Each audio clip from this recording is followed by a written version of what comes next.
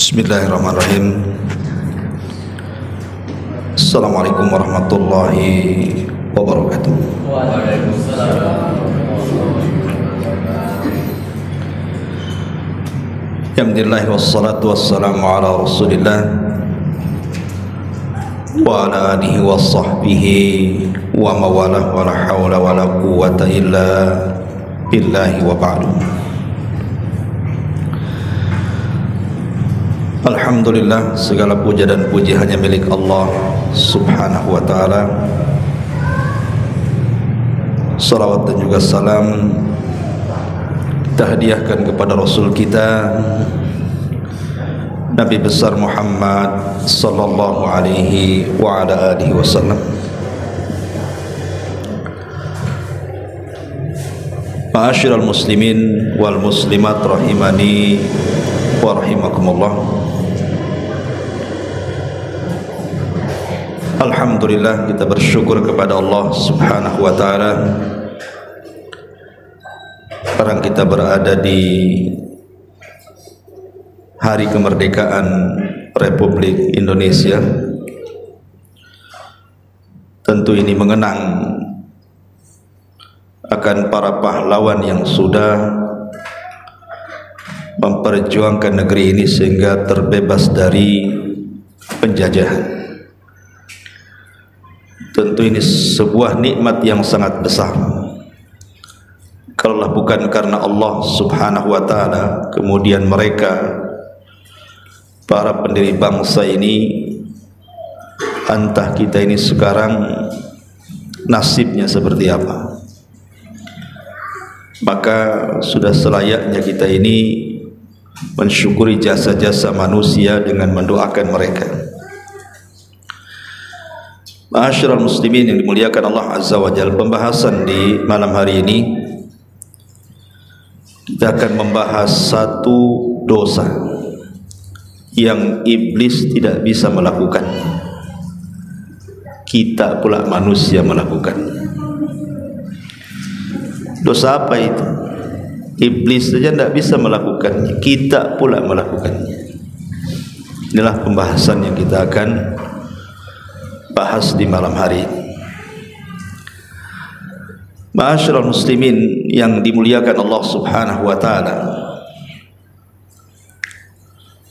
kalau kita istilahkan di masyarakat, orang yang membunuh dikatakan penjahat, ataupun orang yang korupsi dikatakan penjahat, peminum, penjudi dan begitu seterusnya. Itu masih ringan, karena di sana ada dosa yang subhanallah, yang saya katakan di awal, iblis saja tidak bisa melakukannya. Kita pula yang terkadang mengaku Islam, bahkan sebagiannya salat, sebagiannya puasa, bersyahadat, melakukan ibadah baca Quran, zikir, tapi justru melakukan dosa yang iblis tidak melakukannya. Ma'asyiral muslimin yang dimuliakan Allah Azza wa Jalla, kalau seandainya saya bertanya kepada anda semuanya, siapa iblis itu?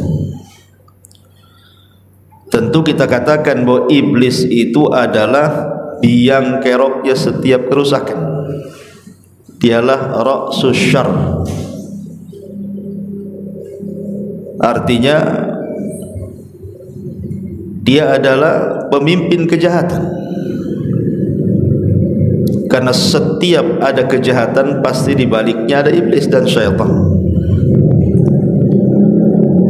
Tetapi walaupun kita katakan iblis itu adalah pusat daripada kejahatan, makhluk yang dilaknat oleh Allah subhanahu wa ta'ala, diusir dari surga dan menjadi musuh terberat manusia, walaupun demikian iblis itu masih beradab dengan Allah. Dia masih punya akhlak, punya adab kepada Allah subhanahu wa ta'ala. Makanya kalau kita lihat dalam Al-Quran, seburuk-buruknya iblis itu disebutkan dalam surah Shad ayat 82. Kalau bersumpah di hadapan Allah Azza wa Jalla, dia mengatakan apa? Qala fa bi izzatika la ughwiyannakum ajmain. Iblis berkata, demi kemuliaanmu ya Rabb,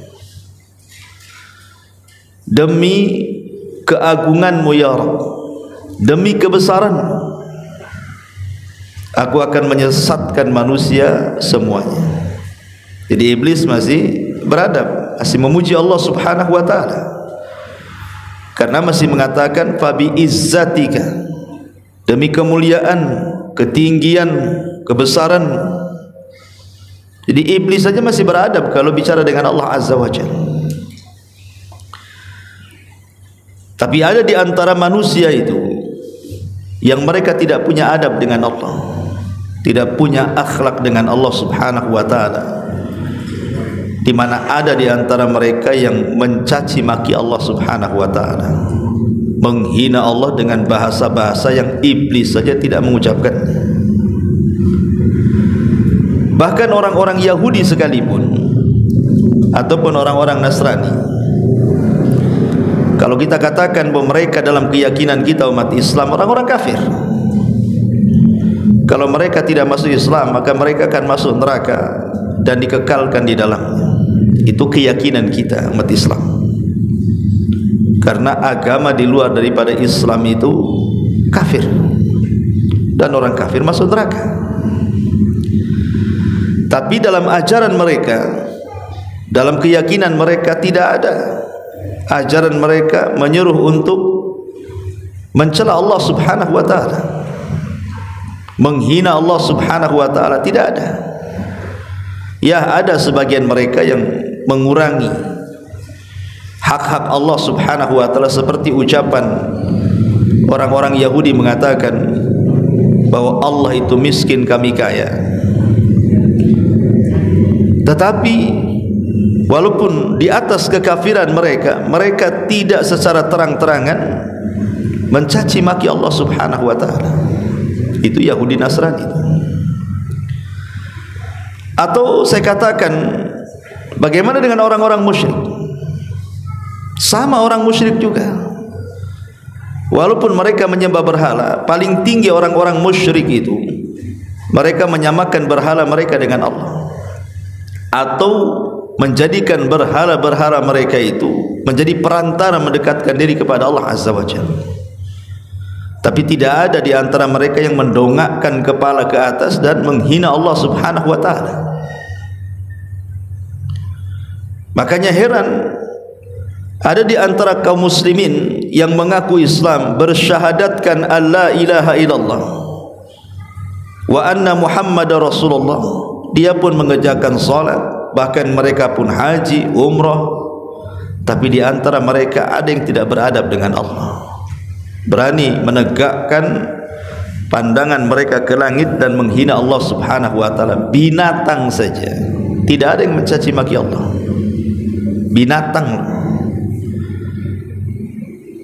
Karena binatang itu justru mereka bertasbih. Tidak ada satupun binatang yang mencaci maki Allah, menghina Allah, itu tidak ada. Wa in min kulli syai'in illa yusabbihuna bihamdi walakin la yafqahuna tasbihahum walakin la tafqahuna tasbihahum. Segala sesuatu yang diciptakan Allah Subhanahu wa taala, termasuk juga binatang ataupun benda-benda padat seperti pohon, batu dan yang semacamnya, pekerjaan mereka hanya bertasbih kepada Allah Subhanahu wa taala. Tapi ada di antara manusia itu yang lebih buruk dibandingkan binatang. Makanya persis yang difirmankan Allah Subhanahu wa taala, ulaika kal an'am bal hum adhal. Di antara manusia itu ada yang seperti binatang, bahkan lebih buruk dibandingkan binatang. Nah, binatang tidak ada yang mencela Allah, kita pula manusia mencela Allah Subhanahu wa taala. Ma'asyiral muslimin yang dimuliakan Allah Subhanahu wa taala, inilah pembahasan kita bahwa dosa yang tidak bisa dilakukan iblis adalah menghina Allah subhanahu wa ta'ala, mencaci maki Allah subhanahu wa ta'ala, dan itu disayangkan keluar dari lisan-lisan yang mengaku muslim. Seperti apa? Nah, ini kita akan bahas. Ma'asyiral muslimin yang dimuliakan Allah subhanahu wa ta'ala, dahulu di zaman Nabi SAW, ketika para sahabat Nabi SAW pulang dari peperangan Tabuk, dan kita tahu bahwa Tabuk ini musuh yang dihadapi Rasul itu bukan orang-orang musyrik Quraisy ataupun bukan orang-orang Yahudi Madinah, tapi imperium Nasrani Romawi, dan itu dipimpin langsung sama Nabi, dan Allah subhanahu wa ta'ala berikan kemenangan. Di tengah jalan mereka beristirahat. Rupanya orang-orang munafik, mereka sedang duduk-duduk berpisah dari rombongan kaum muslimin. Tiba-tiba satu di antara mereka mengatakan dan mengisyaratkan pandangannya kepada para qurra, para penghafal Quran yang sedang berhalaqah di sekitar Nabi. Mereka mengatakan, ma ra'ayna arghabu butunan wala akdhabu alsunan wala ajbanu indal liqa'i min haula. Kami tidak pernah melihat ada satu kaum yang paling rakus, yang paling dusta, yang paling penakut ketika berjumpa dengan musuh kecuali mereka. Maksudnya diisyaratkan kepada para sahabat dan Nabi. Kemudian setelah mereka mengucapkan seperti itu, ini kan penghinaan kepada sahabat dan penghinaan kepada Nabi. Turun ayat, qul abillahi wa ayatihi wa rasulihi kuntum tastahzi'un la ta'tadhiru qad kafartum ba'da imanikum. Apakah dengan Allah, dengan Rasul, dengan ayat-ayatnya kalian berani mengejek, mengolok-olok? Jangan pernah cari-cari alasan, karena kalian sudah menjadi kafir setelah keimanan kalian. Ketika ayat ini turun, orang-orang munafik pun kemudian mereka lari meminta maaf kepada Nabi SAW yang ketika itu Rasul berada di atas unta. Mereka mengejar unta Rasul dan mereka mengatakan, ya Rasulullah, innama kunna nakhudu wa nal'ab. Rasul, kami ini hanya main-main saja, tidak serius. Kami ini hanya sendar gurau saja, main-main saja untuk menghilangkan kepenatan. Makanya kami hanya bercanda biar penat kami hilang dengan bercanda itu. Tapi tetap Rasul membacakan ayat ini, qul abillahi wa ayatihi wa rasulihi kuntum tastahzi'un la ta'tadhiru qad kafartum ba'da imanikum. Apakah dengan Allah, dengan Rasul dan ayat-ayatnya kalian berani mengolok-olok? Kata Rasul, jangan cari-cari alasan, kalian sudah kufur setelah keimanan kalian. Lihat, menghina sahabat saja yang mereka merupakan pakar-pakar Quran, dan menghina Nabi SAW saja sudah dikategorikan keluar dari Islam, sudah dikategorikan dia kafir, bukan muslim lagi. Bagaimana dengan orang yang menghina Allah secara langsung? Bagaimana orang-orang yang mengolok-olok Allah subhanahu wa ta'ala secara langsung? Tentu lebih parah lagi, kan begitu? Ma'asyiral muslimin yang dimuliakan Allah subhanahu wa ta'ala, seperti apa contohnya? Kita urut dari yang paling kecil. Nabi SAW bersabda dalam sebuah hadis yang dikeluarkan oleh Al-Imam Ahmad dan yang lainnya, dan juga Imam Muslim dari hadis Abi Hurairah radhiyallahu anhu. Kata Nabi SAW, yu'dhini ibnu Adam yasubbud dahra wa ana dahru biyadil amru uqallibul laila wan nahar. Anak Adam sudah menyakiti aku, kata Allah. Hadis ini diskusi. Allah Subhanahu wa taala berfirman dalam hadis ini, anak Adam sudah menyakiti aku, katanya. Di mana mereka berani mencela masa, mencela waktu, padahal akulah yang menciptakan waktu dan akulah yang membolak-balikan waktu. Aku yang menciptakan, ada siang, ada malam, ada hari pergi, hari datang, minggu pergi, minggu datang, bulan, bulan berlalu, datang tahun, dan begitu seterusnya. Artinya ketika kita mencela waktu, hakikatnya kita mencela zat yang menciptakan waktu itu, Allah Subhanahu wa ta'ala. Betapa banyak di masyarakat itu, ikhwan, yang mereka sadar ataupun tidak sedang mencela Allah dengan cara apa? Mencela waktu. Dikatakan ini hari sial, dikatakan ini bulan sial, dikatakan tahun sial. Ini kan mencela, ikhwan. Sekarang kita masuk di Rabiul Awal. Kemarin kita bulan Muharram. Betapa banyak orang-orang yang mencela bulan Muharram, kan? Dikatakan bulan Muharram itu bulan sial. Gak berani orang nanam modal di bulan Muharram. Gak berani menikahkan anaknya di bulan Muharram, takut besok nikah, besok pula cerai, katanya. Gak berani mereka itu buat pondasi rumah, takutnya habis dibangun roboh gara-gara buatnya di bulan Muharram, katanya. Bahkan orang dulu sampai ngerendam keris-keris pusaka-pusaka untuk menghilangkan sial. Ini kan sudah mencela Allah. Bulan Muharram itu syahrullah, bulannya Allah. Tidak ada yang sial dalam waktu itu. Hari tidak ada yang sial. Sampai-sampai orang dulu mau nikah saja tanya hari, tanya bulan, tanya tahun. Alasannya jangan nikah di hari ini, bulan ini, tahun ini, nanti masalah, katanya. Kualat, ya kan? Bahkan sebagian mereka, orang-orang awam itu, sampai datang ke orang pintar, katanya. Nanya sama orang pintar, padahal dia tak pintar itu. Nanya sama paranormal, padahal tidak normal.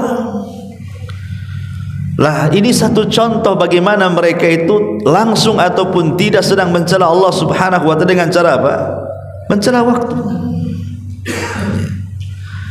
Atau contoh yang kedua, ragu dengan keadilan Allah Subhanahu wa ta'ala. Ada orang-orang yang menuduh Allah itu tidak adil. Kenapa si anu diberikan ini kok saya tidak? Kenapa si anak saya yang sakit kok anak orang sehat? Kenapa usaha orang itu bentang-bentang tikar, saya pula gulung-gulung tikar, katanya. Kan ada orang kayak gitu tuh. Ya. Baru dikasih musibah sedikit saja langsung Allah disalahkan. Seolah-olah tidak ada keadilan di dunia ini. Menuduh bahwa Allah Subhanahu wa ta'ala tidak adil dalam pemberian ini, hakikatnya sedang menghina Allah. Allah itulah yang menciptakan kita, yang memberikan rizki kepada kita, yang mengatur kita. Allah tahu maslahat kita. Makanya ada hadis yang mengatakan, ada orang yang sengaja tidak Allah Subhanahu wa ta'ala kayakan, sengaja dimiskinkan, sebab kalau dia kaya melampaui batas. Ada orang-orang yang tidak pernah dimiskinkan, dia kaya terus, sebab kalau miskin dia bisa kufur. Ada orang dibuat sakit saja tidak sehat-sehat, sebab kalau sehat kurang ajar. Ada orang dibuat sehat dan tidak dibuat sakit, sebab kalau sakit dia bisa jahat. Ya. Itu semua kembali kepada hikmah dan maslahat. Karena Allah Subhanahu wa ta'ala itu zat yang maha adil. Dan Allah Subhanahu wa ta'ala sudah membagi keadilannya seadil mungkin kepada makhluknya. Tetapi kadang-kadang manusia tidak bisa memandang keadilan Allah itu dengan berfikir secara sehat dan jernih. Saya contohkan, sering saya contohkan berulang-ulang di sini. Ada orang kaya, dengan uangnya dia sanggup membeli lauk pauk untuk makan itu, boleh jadi mungkin 10 warung Padang bisa diborong dia. Warung-warungnya dia beli, saking kayanya. Sanggup dia. Mau 200-300 macam lauk pauk dia bisa beli itu dengan kekayaan dia. Kemudian diderak di meja, tapi ketika suruh makan tak ada yang dimakan dia. Makan ini kolesterol, makan ini darah tinggi, makan ini naik gula.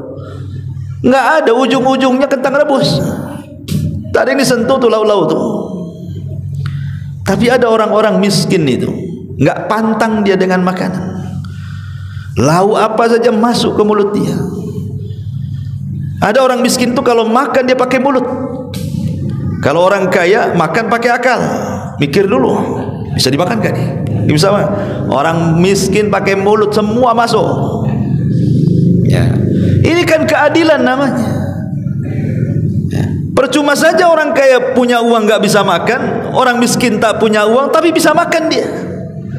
Jadi Allah itu sudah membagi-bagi keadilan sebenarnya. Ada orang kaya rumahnya bagus, kamarnya besar, tempat tidurnya empuk, AC-nya kayak kutub, dingin-dinginnya tuh. Tapi dia kalau tidur harus minum CTM, baru dia tidur dia. Kalau nggak minum obat nggak bisa tidur dia. Tapi ada orang miskin sudah nyewa di rumah liar, kalau hujan pula bocor, panas ya kepanasan, asal tengok bantal ngorok 1 kilo kedengaran. Coba kan, kurang apa adilnya Allah tuh?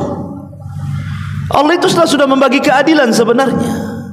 Ini yang harus kita syukuri. Makanya ketika ada orang yang ragu-ragu dengan keadilan Allah Azza wa Jalla, hakikatnya dia sedang mencela Allah. Allah itu paham loh masalah hambanya. Ya. Ini yang rendah-rendah ini. Tapi ini saja sudah bahaya.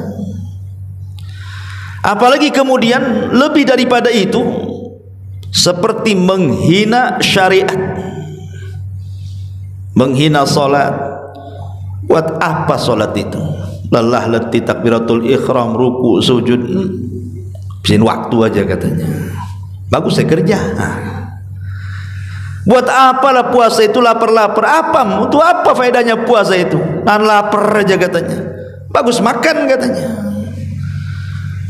Buat apa itu pakai jilbab tuh sampai tidak kelihatan matanya? Apa nggak panas tuh? Nggak rungsap tuh?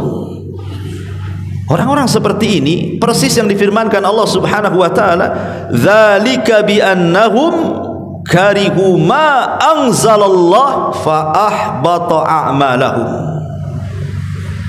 Orang-orang yang mengucapkan seperti ini, kata Allah, karena mereka membenci apa yang Allah turunkan kepada mereka, maka hancur leburlah amalan mereka, kata Allah.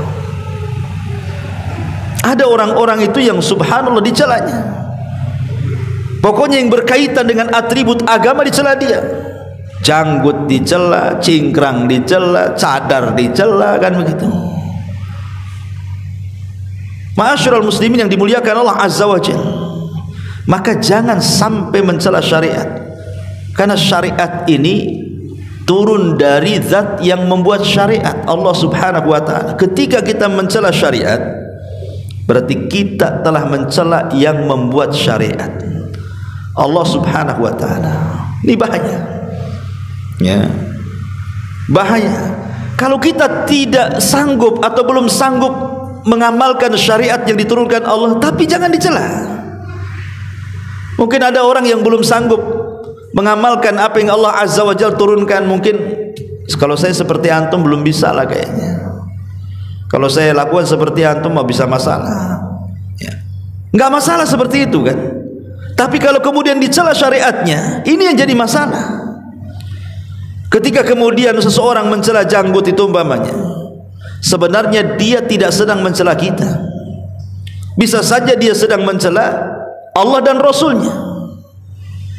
Atau orang yang mencela cadar, bukan dia sedang mencela orang yang bercadar, tapi dia sedang mencela yang mensyariatkannya. Atau dia mencela solat, mencela haji, mencela umrah, mencela apapun lah yang terkait dengan syariat. Hakikatnya anda sedang mencela zat yang membuat syariat Allah Subhanahu wa ta'ala. Ya, ini contoh yang ketiga. Contoh yang keenam, yang keempat. Dan ini biasanya kita dengar dari orang-orang liberal biasanya. Orang-orang liberal, mereka ngaku Islam tapi liberal, namanya Islam liberal, ya. Islam plural istilahnya. Mereka mengatakan apa? Bahwa manusia ini bebas memilih agama. Ini kan kufur, ikhwan. Masa ya orang disuruh bebas memilih agama? Membuat logika-logika, banyak jalan menuju Roma katanya. Dengan kata lain, banyak jalan menuju sorga. Apapun agamanya nanti ketemu di sorga katanya. Umat Islam sudah tegas. Allah yang mengatakan, inna dina indallahil Islam. Agama yang paling diridhoi Allah itu hanya Islam. Bahkan Allah mengancam, wa man yabtagi ghairal islami dinan falan yuqbala minhu wa huwa fil akhirati minal khasirin.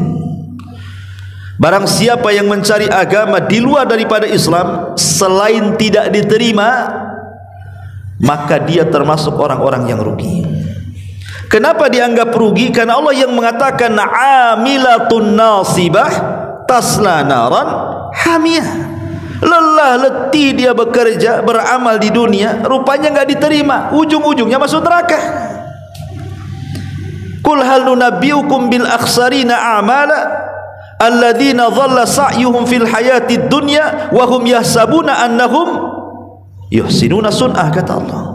Maukah ku kabarkan kepada kalian, kata Allah, orang yang paling rugi amalannya itu, yang sia-sia amalannya, yaitu orang-orang yang menyangka mereka di atas kebaikan, padahal justru mereka di atas kesesatan. Ma'asyiral muslimin yang dimuliakan Allah Azza wa Jalla, perkataan bahwa manusia bebas memilih agama, manusia boleh memilih keyakinan, ini bisa kufur, ikhwan. Kita harus fanatik dengan Islam, ya. Kalau yang mengatakan kata-kata seperti ini orang kafir, terserah. Yang mengatakan kata-kata ini orang Nasrani atau orang Yahudi atau orang Hindu atau orang Buddha mengatakan manusia bebas, terserah, itu ucapan kalian. Lakum dinukum waliyadin. Tapi kalau yang mengucapkannya seorang muslim, dia mengatakan bahwa manusia bebas memilih agama, dan yang mengucapkannya seorang muslim yang ia salat, kemudian dia mengatakan seperti itu, ini kekufuran. Karena Allah Subhanahu wa taala sudah memilih nabi terakhir itu Rasul kita Muhammad sallallahu alaihi wasallam. Dialah khatamul anbiya wal mursalin. Dari lisan Rasul terkeluar apa? Tidak boleh satu Yahudi pun, satu Nasrani pun yang mendengar kedatanganku kecuali dia beriman. Kalau tidak, kata Rasul, maka dia akan menjadi penghuni jahanam. Itu ucapan Nabi. Tidak ada satupun Yahudi dan Nasrani mendengar kedatanganku kok tidak beriman, illa kana min ashabil jahim, kecuali dia layak dimasukkan neraka jahanam. Maka orang Islam tidak boleh ngomong begitu, ya. Kalau ada orang yang mengatakan seperti itu, dan memang ada orang-orang liberal mengatakan semua agama itu sama. Mereka mengatakan seperti itu kan, semua agama itu sama. Tidak sama. Kita ini agama tauhid. Yahudi menganggap Uzair itu anak Allah, Nasrani mengatakan Isa itu Tuhan, ataupun mengatakan satu di antara tiga Tuhan, atau mengatakan anak Tuhan. Sama dari mana? Kita ini qul huwallahu ahad, Allahus samad, lam yalid wa lam yulad wa lam yakul lahu kufuwan ahad. Mereka sebaliknya menentang ayat ini. Kita katakan lam yalid wa lam yulad, mereka mengatakan yalid yulad. Mana pula kan gitu, mau disamakan? Ya tidak sama. Maka ucapan seperti ini bahaya. Tidak boleh kita katakan. Kalau yang mengatakan seorang muslim kita angkat bicara, ya, bagusnya kita katakan sama orang ini, ya sudah gini saja, kamu yang mengatakan seperti ini, satu hari kau jadi Nasrani, besok kau jadi Yahudi, besok kau jadi Buddha, jadi Hindu, jadi terserah. Atau gini saja, nanti kalau kau mati, saya bakar aja. Mau nggak kamu? Yang mengatakan seperti ini saja kadang-kadang kalau dibakar, kalau mati tak mau juga dia. Ya. Katanya semua agama sama. Kalau semua agama sama berarti kalau kau mati saya bakar aja lah. Seperti orang-orang yang kalau mati dibakar itu agamanya. Masyarul muslimin yang dimuliakan Allah Subhanahu wa taala, ini kalimat-kalimat seperti ini bahaya karena ini mencela Allah Subhanahu wa taala. Mengatakan bahwa manusia itu bebas memilih agama. Atau yang kelima contohnya, mengatakan bahwa undang-undang manusia itu lebih baik dibandingkan undang-undang Allah. Ada sebagian orang mengatakan seperti itu. Kayaknya kalau negeri kita ini berlandaskan Al-Quran dan Sunnah tidak cocok. Ya, cocoknya pakai undang-undang kita. Kalau dia mengatakan kalimat ini masih meyakini bahwa Quran Sunnah itu di atas undang-undang manusia,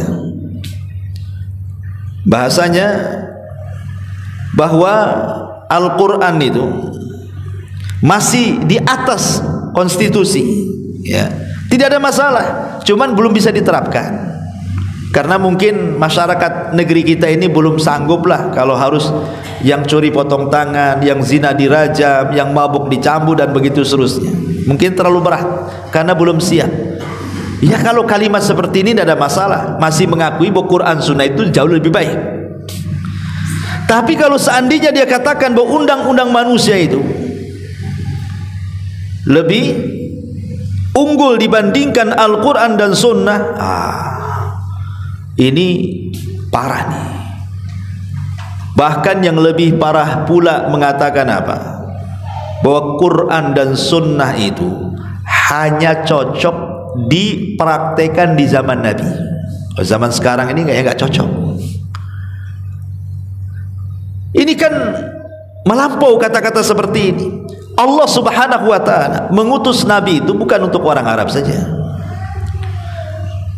Kalau memang Nabi itu diutus untuk orang Arab saja, wajarlah keluar kalimat itu. Berarti cocok untuk orang Arab, tak cocok untuk orang Indonesia, kan begitu. Tetapi Allah Subhanahu wa ta'ala ketika mengutus Nabi sallallahu alaihi wasallam itu, wa ma arsalnaka illa rahmatan lil alamin. Tidaklah kami utus engkau Muhammad kecuali menjadi rahmat bagi seluruh manusia.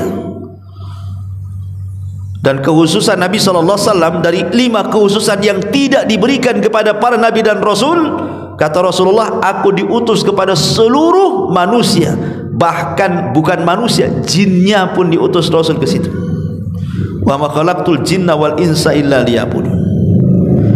Kalau kita sudah paham bahwa Nabi itu bukan diutus untuk orang Arab saja, tetapi untuk semua manusia, maknanya Quran Sunnah ini berlaku untuk kemaslahatan manusia. Dan relevansi Al-Quran itu akan berlangsung sampai hari kiamat, karena zaman ini akan terus mengikuti Quran dan Sunnah. Bukan Quran Sunnah ikut zaman, zaman yang ikut Quran Sunnah. Karena Quran Sunnah itu dipraktekkan di mana zaman pun akan tetap relevan, akan tetap sesuai. Karena Allah Subhanahu wa ta'ala, dialah yang menciptakan kita, dia yang memberikan rizki kepada kita, dialah yang menghidupkan dan mematikan kita, dia juga yang mengutus Rasulnya, dia yang memahami maslahat kita. Allah yang tahu maslahat kita, bukan kita yang tahu maslahat kita sendiri. Allah lebih tahu maslahat makhluknya. Makanya diutus Rasul, diturunkan Quran untuk maslahat kita. Tapi undang-undang manusia itu, dia cocok bagi sebagian orang, tidak cocok bagi sebagian yang lain. Itu undang-undang manusia. Boleh jadi undang-undang di negeri kita ini cocok untuk negeri kita saja, tapi kalau dipraktekkan di negeri lain belum tentu cocok. Betapa banyak undang-undang yang diadopsi dari barat, ketika dipraktekkan di negeri kita tak cocok, kan begitu. Karena undang-undang manusia itu terbatas, cocok kepada sebagian, tidak cocok kepada yang lainnya. Karena manusia itu tidak memahami maslahat seluruh manusia satu dunia. Tapi Allah itu tahu maslahat makhluk yang diciptakannya. Bagaimana kok orang itu bisa mengatakan seperti itu? Quran itu kalamullah, Itu ucapan Allah, bukan ucapan Muhammad sallallahu alaihi wasallam. Sebagaimana dulu kan pernah viral juga itu di negeri kita ini yang menghina Al-Quran dan dikatakan Quran itu asatirul awalin. Rupanya bukan orang-orang jahiliyah saja yang mengatakan seperti itu, yang mengatakan bahwa Quran itu dongengan orang-orang dulu yang diceritakan oleh Muhammad, kata orang-orang jahiliyah. Ada pula di zaman sekarang yang sudah modern ngomong gitu juga tuh, persis seperti Abu Lahab, Abu Jahal, mengatakan bahwa Quran ini dongengan Muhammad saja katanya. Na'udzubillah. Quran itu kalam Allah, dia firman Allah Azza wa Jalla untuk kemaslahatan kita semuanya. Lah ucapan mengatakan bahwa undang-undang Allah itu tidak lebih baik dibandingkan undang-undang manusia, atau mengatakan bahwa undang-undang Al-Quran dan Sunnah itu cocok di zamannya, di zaman turunnya saja, tapi tidak dicocok di zaman sekarang, ini kalimat kufur. Ini bahaya. Iblis saja nggak mengatakan seperti itu, Anda pula mengatakan seperti itu, ya. Atau contoh yang lainnya, ini keberapa ini?